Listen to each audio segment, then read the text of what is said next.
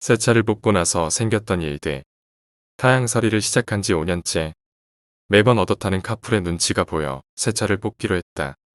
표현은 안 했지만 5년이란 세월 동안 나와 함께 출퇴근을 같이 해준 김대리가 꽤나 불편했을 거다. 회사까지 3, 40분 정도 거리를 차로 이동하는 일은 결코 쉬운 일은 아닐 것이다.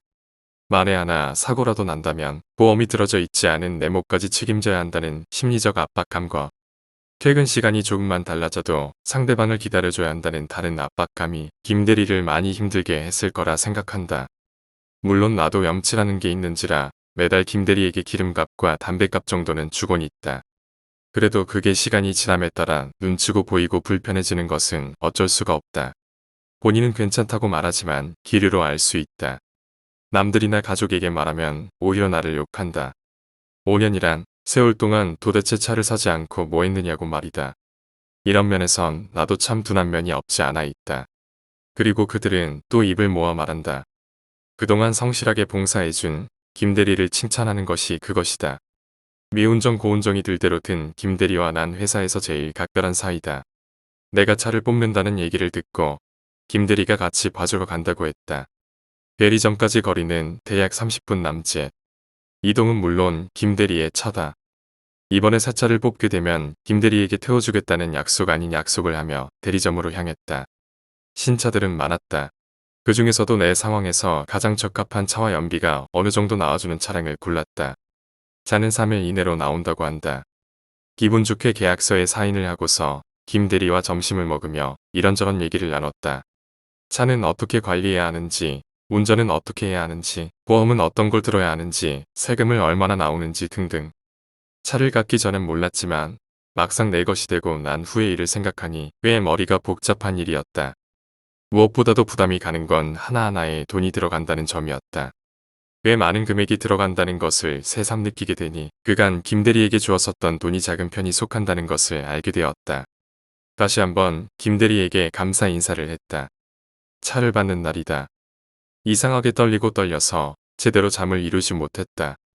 어린 시절 크리스마스에 오라던 선물이 내 방 안에 놓여 있을 때보다 더 두근거렸다. 나름 어른이라고 자부했었는데 그것도 아닌 것 같다. 부득이하게 차가 평일에 오는 바람에 연차를 써야만 했다. 부장님에게 사차가 와서 인수받아야 된다고 말하니 흔쾌히 승낙을 해줬다. 키를 인수받고 정중히 인사를 하며 사라지는 딜러와 내 손에 들려진 차 키를 보니 감회가 새로웠다.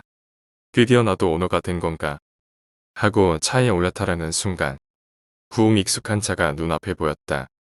김대리 차였다. 김대리님. 김대리는 사람 좋은 미소를 지으며 차에서 내리고는 트렁크를 열고는 왜 부피가 있는 상자를 내게 내밀었다. 새 차 용품이야. 원래 처음 차 사면 이런 거는 다 혼자서 하더라. 부장님이랑 같이 가서 산 거야. 그들의 배려에 무한한 감사를 느끼며 연신 감사 인사를 표현했다. 곧 김대리에게 시승시켜주겠다고 말하며 차를 끌고 운행을 시작했다. 김대는 연신 차가 좋다며 감탄사를 내뱉었다. 그게 빈말인지 참말인지는 알 수 없었지만 기분은 좋았다. 1시간 정도 운행을 한 후 느닷없이 세차장에 가서 세차 방법을 알려주겠다는 김대리의 제안을 거절할 수 없었다. 시간 날 때 배워두는 게 좋다고 생각했기 때문에 집 근처에 있는 셀프 세차장으로 이동했다. 세차하는 방법을 친절히 알려주는 김대리의 말을 경청하며 세차의 단계를 하나하나 배워가고 있을 때였다. 차 거품을 전부 들은 상태에서 세척기를 작동하는 순간 취익 소리와 함께 빨간 액체가 차를 그대로 뒤덮는 것은 정말 찰나였다. 진한 물감으로 칠해놓은 듯 온통 붉은색으로 뒤덮여 버린 차를 보니 어안이 벙벙해져 어떤 말도 할 수 없었다. 왜 그래? 이상한 듯 내게 되묻는 김대리를 보며 난 뭐라 말을 해야 할지 망설여졌다. 아니, 그보다 이 차의 상태가 보이지 않는 건가? 다시 눈을 깜빡이며 차를 보니 이럴 수가. 모든 거품이 말끔히 사라진 차가 눈에 들어왔다. 그럼 아까 본 것은 뭐였지? 너무 피곤한 탓인가? 아니에요. 헛것이 분명하다. 그렇게 여기며 다시 한번 고압 세척기를 작동하는 순간 취익 이번에도 역시 붉은색의 액체가 차를 뒤덮기 시작했다. 이건 헛것이 아니다. 한 번도 아니고 2번이나 보일 정도면 분명 뭔가 이상이 있다는 거다. 하지만 김대리는 아무렇지도 않은 듯 세척을 마치고 내게 세척기를 건넸다. 해봐. 생각보다 쉬우니까. 김대리님. 조심스레 세척기를 받아들고 차에 물을 분사하려는 순간. 선루프 위에 앉아있는 무언가가 눈에 들어왔다. 1미터 남짓하는 작은 체구지만 여기저기가 떨어져 나가기 직전처럼 덜렁거리고 있는 상태였다. 뚜브. 찢어질 대로 찢어진 사지에선 붉은색의 진한 빗물이 떨어지고 있었는데 세척기에서 나온 붉은색 액체의 장본인이 바로 저 무언가의 소행이라는 것을 알 수 있었다. 김대리님. 김대리님. 사람이 너무 놀라면 아무 말도 아무 행동도 할 수 없다는 말이 사실이었다. 병신처럼 난 김대리만 애타게 부를 뿐이었다. 허나 김대리는 내 목소리가 들리지 않는지 그대로 서서 스마트폰만 만지작거릴 뿐이었다. 잘 봐. 그런 내 두려움을 알고 있는지 무언가는 그대로 걸어오기 시작했다. 가벼운 걸음이지만 사지가 덜렁거리고 있어 좌우로 뒤뚱거리는 것은 어쩔 수가 없었는지 연신 뒤뚱거리며 진한 액체를 흘리고 있었다. 정신이라도 잃었으면 눈이라도 감겼으면 하고 간절히 바라지만 애석하게도 그럴 수가 없었다. 찰박거리며 내게 다가오는 무언가는 이내 내 사지를 천천히 올라타기 시작했다. 으아. 그게 내가 할 수 있는 최선의 저항이었다. 가슴팍에서 느껴지는 차갑고도 끈적이는 더러운 기분. 그리고 난 어두운 무언가와 눈이 마주쳤다. 해골 모양을 간신히 유지하고 있는 듯한 살점이 여기저기 붙다가 떨어지고 있는 괴상한 얼굴이었다. 두 눈동자는 파여져 없어져 있었는데 정말 무서운 것은 그 무언가가 나를 보며 웃고 있다는 것이었다. 순간 눈을 감을 수 있었다. 그리고 몸이 가벼워지는 게 느껴질 때쯤 눈을 떠보니 아까의 세차장이라는 것을 알 수 있었다. 이게 김대리는 여전히 스마트폰 삼매경이었다. 다시 천천히 고개를 들어 차를 바라보니 처음과 같은 모습의 차가 눈에 보일 뿐이었다. 이런 일이 일어나는 게 가능한 건가? 짧은 찰나 이루어진 지독한 광경에 절로 구토가 몰려왔다. 힘없이 바닥에 흰색의 액체들을 토해내고 나니 김대리가 걱정스러운 듯 물었다.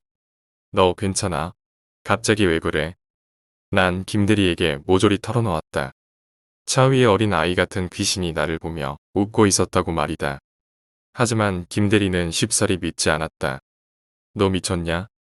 그걸로 날 미친 사람으로 취급한 김대리는 고개를 절레절레 저으며 내 등을 두드려줬다. 내가 기가 많이 약해진 것 같다. 가서 보약이나 지어 먹어. 그런가요? 그러기엔 너무나 생생했다. 단순한 환상이 아닌 것 같았다. 분명 저 작은 귀신은 내게 전달하려는 메시지가 있는 것 같은 예감이 들었다. 일단은 여기서 김대리와 헤어지기로 했다. 이젠 내가 김대리를 위해 카풀을 할 차례가 되었다. 그간 적당히 운전 연습을 해뒀기에 주행에는 딱히 어려운 문제는 없었다. 매일 같은 시각 출근길에 오르지만 오늘은 반대의 입장이다. 묘했다. 이제 내가 김대리의 안전을 책임져야 하는구나. 김대리와 내 집은 10분 거리다. 흘러나오는 라디오 방송을 무심히 흘겨들으며 카풀 장소로 거의 도착하니 김대리의 모습이 눈에 보였다. 그건 평소에 봤었던 김대리의 모습이 아니었다. 분명 나를 향해 손을 흔들고 있지만 그의 어깨 위에 앉아 웃고 있는 귀신은 나를 얼어붙게 만들었다. 이대로 김대리를 태우기엔 무리다. 아마도 내 차에 있던 귀신이 김대리에게 옮겨간 게 아닌가 싶었다. 다시 내 차로 옮겨지지 않으려면 김대리를 지나쳐야 하는 게 최선일 수도 있었다. 오이, 오대리. 나를 부르는 김대리를 보며 내적 갈등이 생겼다. 그리곤 오른쪽 발에 힘을 주어 악셀을 밟았다. 도저히 나를 보며 웃고 있는 귀신을 태울 자신이 없었다. 회사에 도착하니 마음이 천근 같았다. 김대리에게서 전화가 수십 통 걸려왔지만 받지 못했다. 지금 상황에서 김대리와 조그마한 연관이라도 생기면 그대로 귀신이 내게로 올 것 같은 더러운 예감이 들었기 때문이다. 너 혼자 왔어? 김대리는 어쩌고? 사무실에서 초조히 앉아있자 조금 나중에 출근한 부장이 내게 물었다. 난 적당히 둘러낸 후 회사 정문에서 김대리를 기다리기로 했다. 초조했다. 이렇게 사람 하나를 기다리는 일이 오늘처럼 초조했던 적이 있었을까? 10분 20분 정도가 지난 후 김대리의 차가 눈에 보였는데 역시나 선루프 쪽에 예의 귀신이 서 있는 게 보였다. 거센 바람에 저항을 받지 않는 모양인지 어제 봤던 끔찍했던 모습 그대로였다. 사지가 저려오고 오금이 후달리기 시작했다. 도저히 그대로 서 있을 수가 없었다. 이대로 있으면 저 귀신이 내게로 곧장 달려들 것 같은 기분이 들었다. 빳빳이 굳어져가는 몸을 간신히 움직여 정문 밖으로 나가려는 순간 우웅 것은 엔진 소리와 함께 김대리의 차가 내 쪽으로 오는 것은 정말 찰나였다. 시야 가득히 메워지는 김대리의 자동차. 아무리 빨리 움직인다 해도 그걸 온전히 피해낼 재간은 내게 도저히 없었다. 하지만 살기 위해서는 몸을 날려야만 했다. 우웅 간신히 왼쪽으로 몸을 틀어 몸을 날리는 순간 빵! 거대한 크락션 소리가 달팽이관을 거세게 흔들어댔다. 질끈 감았던 눈을 뜨니 김대리 차의 앞바퀴가 내 옆구리에 아슬하게 멈춰있는 게 보였다. 야, 너 미쳤어. 잔뜩 흥분한 목소리로 내린 김대리가 소리쳤다. 그러면서 나를 일으켜주는 그의 자상함에 난 고개를 숙일 수밖에 없었다. 환상이었나? 모든 게 저 귀신이었나? 김대리님, 어떡해요? 김대리님. 나도 모르게 눈물을 흘린 것 같다. 다리에 힘이 풀려 바닥에 주저앉아 김대리의 다리를 붙잡자 김대리는 뭔가 이상함을 느꼈는지 나를 부축해줬다. 오사원, 왜 그래? 무슨 일이야? 전에 봤던 귀신이요. 자꾸 저를 따라다녀요. 미치겠어요. 아까도 뭐에 홀렸는지 제 몸이 멋대로. 내 말에 김대리는 딱딱한 표정으로 나를 정문에 세우고서는 차를 몰았다. 곧 빠르게 주차한 김대리는 내게 다가와 말했다. 일단 오늘은 들어가. 부장님한텐 내가 말해 놓을게. 가서 쉬고 병원 가봐. 그거 스트레스성일 수도 있다. 그렇게 말하는 김대리에게 어떤 말도 할 수 없었다. 적당한 말이 떠오르지 않아서였기도 했지만 그의 옆구리에서 인형처럼 붙어있는 귀신을 보니 어떠한 말도 꺼낼 수가 없었다. 대체 저 귀신은 뭘까? 뭐길래 저렇게 껌딱지처럼 김대리 옆에 붙어있는 거지? 들어와. 그렇게 말하며 몸을 돌리는 김대리. 그와 동시에 사라진 귀신. 정말 내가 미친 건가? 무거운 숨이 절로 내쉬어지는 찰나. 팔 쪽에 느껴지는 더럽고 찝찝한 기운이 느껴졌다. 직감적으로 난 그게 귀신이란 걸 알 수 있었다. 여기서 내가 알 수 있는 거라곤 강하게 팔을 뿌리치는 일이었다. 있는 힘껏 팔을 휘두르며 두려움에 젖은 소리를 지르자 귓가로 낮은 음성이 들려왔다. 넌 내가 보이지? 오뚝. 그 소리에 내 몸은 돌처럼 굳어버렸다. 샤삭. 팔을 타고 올라오는 촉감이 느껴졌다.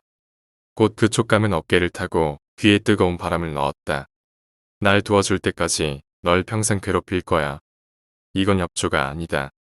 기서 귀신의 말을 들어주지 않으면 평생 이렇게 살지도 모른다는 예감이 들었다. 용건이 뭐냐고 묻자 귀신은 간단하다며. 저 김대리. 저 새끼를 죽이면 돼. 그렇게 말하며 킬킬 대는 귀신. 난 차마 귀신의 눈도 마주치지 못한 채 그대로 정문에 서서 서 있어야만 했다. 그렇게 말하며 홀히 사라지는 귀신. 이대로는 답이 나오지 않을 것 같아 외할머니를 찾아가기로 했다. 외할머니는 과거 신이 내려 무당일을 오래 하셨는데 이젠 연로해지고 신기도 빠져나간 후라 평범한 시골에서 소일거리로 살아가고 계시다. 혹시 이런 고민을 말한다면 해결책을 제시해주진 않을까 하는 일말의 기대감을 안고서 차를 몰았다. 시골길은 그리 순탄치 않았다. 아무래도 비포장 도로를 연신 달려야 하는 환경이다 보니 급히 몸이 피로해졌다. 그렇게 무료하던 길을 한두 시간 운행하니 익숙한 공간이 보였다. 엑스마을. 30가구가 살까 말까한 작은 시골 마을이었다. 다시 악셀을 밟아 예전 기억을 의존하며 외할머니 댁을 타다리니 정자 마루에 앉아 허공을 응시하고 있는 외할머니를 볼 수 있었다. 사실 외할머니와 유대는 그리 깊지 않다. 아주 어릴 적 엄마를 따라 외할머니를 만난 적이 있었는데 나를 자세히 훑어보던 그 눈빛이 너무나 무서워서 그 뒤로 가지 않았던 기억이 있다. 분명 사람의 눈이지만 사람의 것이 아닌 느낌. 그 눈이 내 몸과 마음을 모조리 헤집어 놓는 것 같은 착각이 들기도 했다. 그것도 시간이 지남에 따라 달라지긴 했는지 오랜만에 본 외할머니의 모습은 정말 왜소한 체구를 가진 노인으로 변해 있었다. 할머니. 적당한 공간에 주차를 하고서 떨리는 마음으로 할머니를 부르자 허공을 응시하던 할머니의 고개가 내 쪽으로 잠시 향하더니 입을 다물었다. 곧 허공을 응시하기 시작하는 외할머니를 난 어떤 식으로 대해야 할지 막막해졌다. 사실 이렇다 할 관계도 아닐 뿐더러 남만큼이나 멀어진 관계인지라 솔직히 내 얼굴을 제대로 기억하고 있을지도 의문이었다. 뭐 달고 왔네. 그게 할머니의 첫 마디였다. 그걸로 내 마음이 모두 열려지는 듯 했다. 난 별다른 말을 할 수 없었다. 그저 먹먹한 마음을 달래며 그 단어를 간신히 내뱉을 뿐이었다. 할머니는 별다른 말 없이 내게 손짓했다. 가까이 다가가니 할머니는 내 몸 이곳저곳을 만져보시고는 옮겨 붙었어. 어떤 사람한테 옮겨 붙은 게 확실해. 네, 어떤 사람이라면 그건 나도 몰라. 근데 너랑 가까이 지내는 사람 중 하나야. 그럼 어떡해요? 저 귀신이 저한테 그랬어요. 내 말에 할머니의 눈썹이 심하게 꿈틀거렸다. 그리곤 허망한 눈으로 중얼거렸다. 말하면 안 될 거야. 혹시 너 눈도 마주쳤어? 걔. 큰일이네. 큰일이야. 눈을 마주친다는 것은 영적으로 통한다는 말이 된단 말야. 그럼 꼼짝없이 귀신이 하라는 대로 해야 해. 안 그러면 어떤 해코지를 할지 몰라. 생각보다 심각한 일이었다. 하지만 내가 할 수 있는 거라곤 아무것도 없었다. 지금으로선 할머니에게 의지하는 게 최선이다. 부하하니 워론이야. 그래. 아마 그 인간과 밀접한 관계에 있을 거야. 핏이 억울하게 죽었어. 그 온을 달래주지 않는 한 힘들 거야. 이렇게 할머니가 말했다. 그럼 전 어쩌죠? 그 귀신이 김대리를. 날 그제야 생각났다. 왜 귀신이 그토록 김대리와 밀접하게 붙어 있었는지를. 왜 김대리를 죽이라고 내게 시킨 건지. 아마 김대리가 그 귀신을 죽인 게 아닐까요? 그럴 수 있지. 어떻게 하다가 보게 된 건가? 할머니의 물음에 난 그동안의 일들을 모조리 털어놓았다. 그러자 할머니는 곧 고개를 끄덕이고는 말했다. 나도 예전 같지 않아서 잘 몰라. 하지만 이건 확실해. 그 사람이 땡손이를 한 게 분명해. 그럼 사람을 죽였다는 거예요? 그럴 수도 있고 아닐 수도 있어. 그건 땅을 파봐야 알아. 하지만 전 그 장소를 모르는데. 내 말에 할머니는 천천히 몸을 일으키고는 말했다. 같이 가. 내가 알려줄게. 그렇게 말하며 천천히 이동하는 할머니의 뒷모습을 보며 갈등해야만 했다. 정말 할머니의 말이 맞을까? 온혼을 달래주면 모든 게 끝나는 걸까? 아나. 나를 보며 묻는 할머니. 시간이 지나도 나를 걱정해주는 그 마음은 여전한 것 같았다. 난 길게 망설이지 않기로 했다. 할머니를 태우고서 차를 몰았다. 장소는 딱히 정해져 있지 않았다. 그저 할머니의 말대로 저쪽으로, 이쪽으로라고 말할 때 마다 핸들을 돌리는 게 전부였다. 그렇게 얼마나 탔을까? 자주 오가는 출퇴근길 근처에 다다르자 할머니는 세우라고 말했다. 천천히 차를 몰아 갓길에 세우니 할머니는 문을 여시고는 느릿하게 걸음을 떼셨다. 조금 불편해해서 곁에서 걸으며 부축해드리니 할머니가 말했다. 넌 잘못 없어. 그냥 재수가 안 좋은 거야. 걔, 그동안 무탈했지? 그렇게 말하며 웃는 할머니를 보며 나도 모르게 죄악감이 들었다. 말은 안 했지만 할머니 역시 정상적인 삶을 벗어나 힘든 삶을 살아왔었을 텐데. 손주라는 놈이 그간 콕배기 하나 비치지 않고 지내다 무슨 일이 생기니 돌연 나타나 도와달라는 꼴이. 생각하면 할수록 부끄러워졌다. 죄송해요. 할머니 사실 어릴 적에 할머니가 너무 무서워서. 알아. 그 말은 안 해도 돼. 그렇게 말하며 걸음을 뗀다. 평탄했던 도로를 지나 제법 경사가 있는 굽이진 길을 지난다. 그리고 얕은 산등성이에 다다르지 할머니가 잠시 숨을 고르고는 그리 멀지 않은 곳을 가리켰다. 저기, 울창한 소나무가 자리 잡고 있는 가운데 유독 진해 보이는 땅이 있었다. 비옥진 토지라고 하면 맞을까? 할머니의 말대로 서둘러 그 땅으로 다가가 손을 넣는 순간. 뭐 하는 거요? 바로 뒤에서 들려오는 소리에 온몸에 소름이 돋아났다. 그건 분명히 할머니의 목소리였지만 지금까지 들었던 음성과는 엄연히 다른 것이었다. 천천히 고개를 돌리며 일어나니 거기에는 흰자만이 가득한 배관을 드러내고 있는 할머니가 자리에 서 있었다. 너도 죽여줘. 웃으며 내게 다가오는 귀신. 그 모습에 난 어떤 행동도 취할 수 없었다. 성큼성큼 발을 디디며 내게 다가온 귀신은 곧 내 목을 조르기 시작했다. 컵. 넌 내가 시키는 대로 하면 돼. 그럼 된다고. 키키키. 뱀처럼 기다란 혀를 낼름거리며 웃는 귀신의 얼굴이 순간 돌기 시작했다. 빙글. 빙글 돌 때마다 뭔가 부서지는 소리가 내 귀를 자극해댔다. 살려줘. 분명 가느다란 팔로 내 목을 조르고 있지만 거기서 나오는 힘은 실로 무시무시했다. 허더 귀신은 애초에 나를 봐줄 생각이 없었는지 더 크게 웃었다. 곧 다리가 뜨는 기분이 들었다. 허우적거리며 벗어나려 했지만 그게 쉽게 되지 않았다. 아니, 불가했다. 숨이 막혀오고 목에는 커다란 고통이 전신을 지배했다. 더 이상 숨을 쉴 수가 없어 눈이 감기려는 찰나. 헛! 무언가가 내 몸을 강하게 걷어차는 게 느껴졌다. 그 강한 발길질에 내 몸은 그대로 옆으로 구를 수밖에 없었고 거짓말처럼 숨통이 트이며 시야가 확보되니 놀랍게도 거기엔 김대리가 격한 숨을 내쉬며 나를 보고 있었다. 야, 오대리, 너, 김대리님, 중요한 얘기가 이거였냐? 너 이건 어떻게 안 거야? 뭐, 어떻게 안 거냐고. 잔뜩 흥분한 김대리가 그렇게 외쳤다. 그 모습을 보며 천천히 일어서서 김대리에게 물었다. 대리님 정말 저기에 뭐가 있기라도 합니까? 내 말에 김대리는 뭐? 라고 대묻고는 어이가 없다는 듯 코웃음을 쳤다. 너 이 개새끼.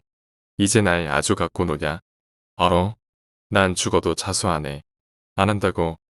그렇게 말하며 땅을 마저 파기 시작하는 김대리. 뭐? 내가 언제 저 땅을 파고 있었지? 라고 생각하는 와중에 외할머니가 느릿하게 걸어와 내 손을 잡아줬다. 저런 놈은 천벌받게 돼 있어. 냅둬.